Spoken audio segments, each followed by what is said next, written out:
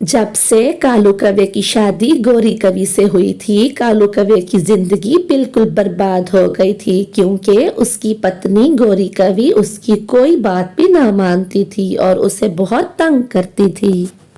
आज फिर रोज की तरह आवारी घूमने ना निकल जाना। मैं भोजन लेने जा रहा हूँ, तुम जरा घर में ही रहना।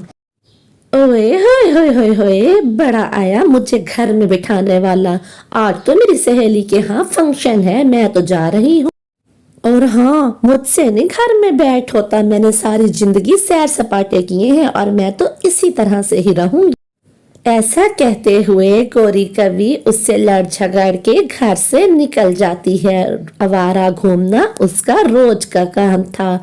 आज वो दूसरे जंगल में अपनी सहेली को मिलने जाती है।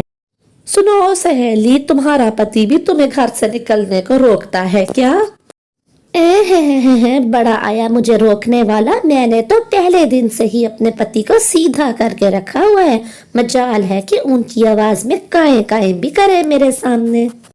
सहेली, मगर मेरा पति तो हर लम्हे मुझे नोक झोंक करता रहता है। यहाँ जाओ, वहां ना जाओ, ये करो, ये ना करो, यहाँ बैठो, यहाँ ना बैठो। मैं तो तंग आ गई हूँ। तो फिर छोड़ क्यों नहीं देती ऐसे पति को? छोड़ दो उसको और कोई अच्छा सा कौवा देखो, कोई दूसरा। हाँ, ये तो मैंने कभी सोचा ही नहीं। मैं कौन सा बुढ़ी हो गई हूँ कि मुझे कोई और कौवा नहीं मिलेगा। आज ही कोई बहाना लगा के इससे झगड़ा करती हूँ और इसको छोड़ देती हूँ दूर कहीं। यही तो तुम्हें मैं समझाने की कोशिश कर रही हूँ। छोड़ दो ऐसे कौवे को जो तुम्हें इतना रोकता टोकता है। कोई और पति ढूंढो, अच्छा सा कौवा ढूंढ लो जो तुम्हें कहीं आने जाने से रोके भी ना। सहेली, तुमने तो मेरी आंखें खोल दी हैं। मैं आज ही किसी बात को झगड़ा बनाती हूँ और फिर इसको छोड़ के चली जाऊंगी। कोई और ही कौवा देखूंगी मैं भी। चिड़िया चिड़िया बहन, मेरी पत्नी मेरे कोई कहना भी नहीं मानती और मुझसे बिल्कुल प्यार भी नहीं करती। हर लम्हे मुझसे झगड़ने में ही लगी रहती है। कालू भैया, प्यार में बहुत ताकत होती है। आप जितना उसका ध्यान रखते हैं और जितना प्यार उसे देते हैं, उससे भी ज्यादा दीजिए। उसका दिल जरूर मोम होगा आपके लिए।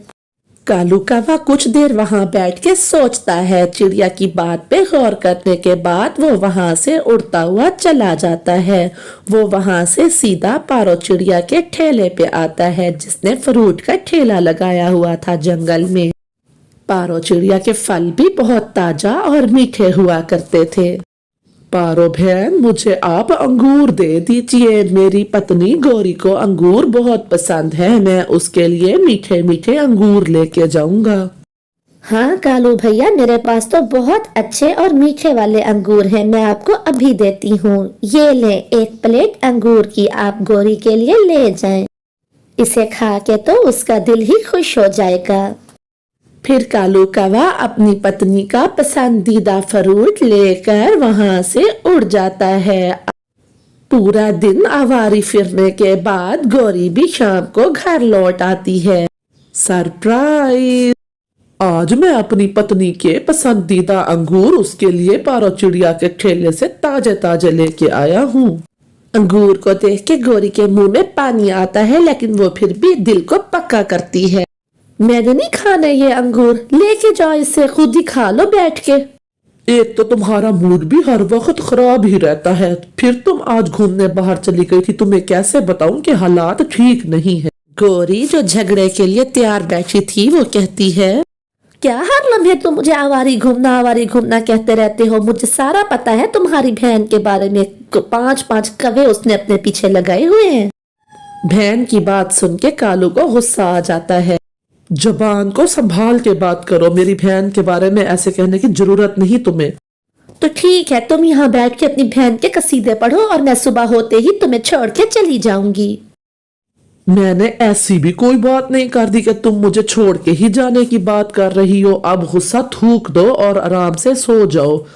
रात हो जाती है। गोरी तो सो जाती है, लेकिन कालू कौवा सारी रात जागता हुआ और सोचता हुआ ही बिता देता है। सुबह हो जाती है। कालू कौवा सुबह सुबह गोरी का पसंदीदा नाश्ता बनाता है और गोरी को जगा देता है। गोरी, मेरी प्यारी पत्नी, नाश्ता कर लो। देखो तुम्हारा पसंदीदा नाश्ता है।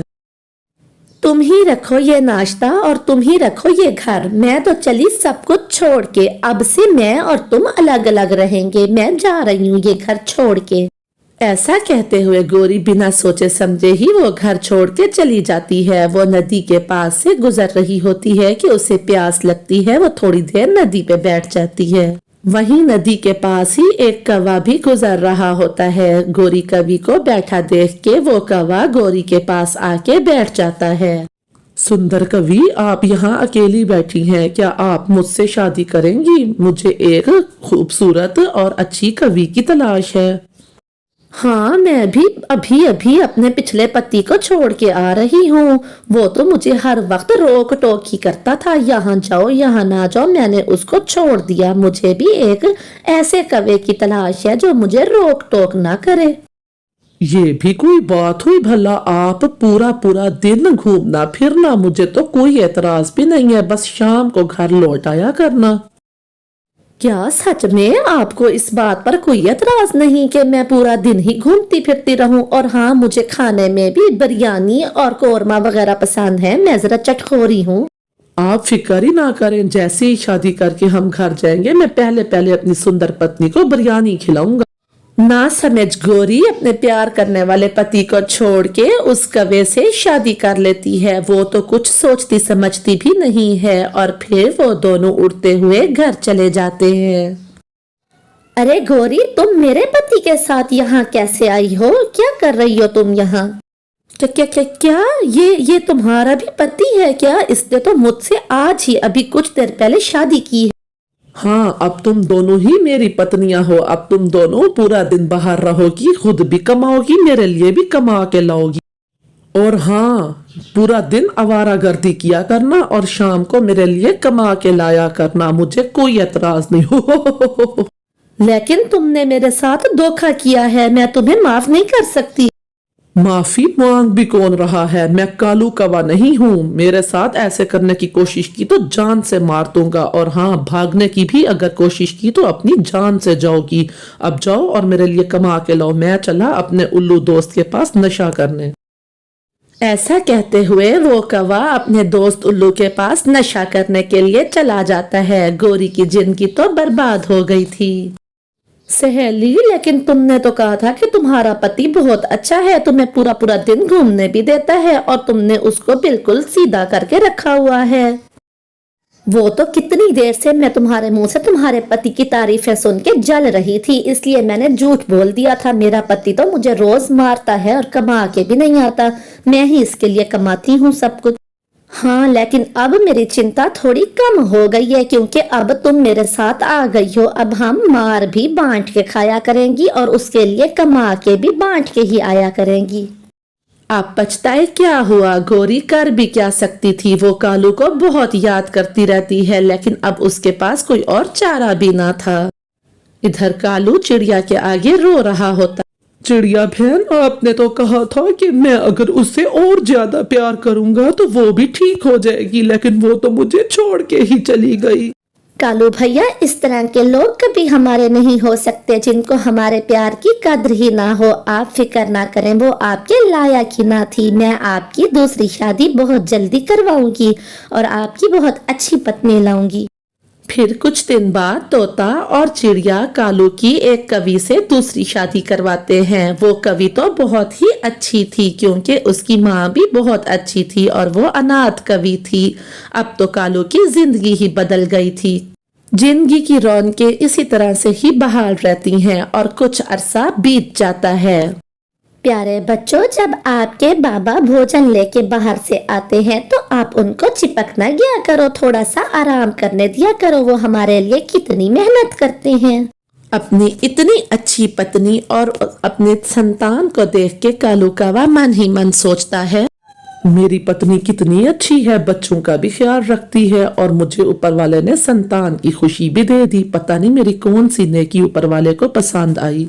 इसे कहते हैं बुरे कामों का बुरा अंजाम और अच्छे कामों का अच्छा नतीजा।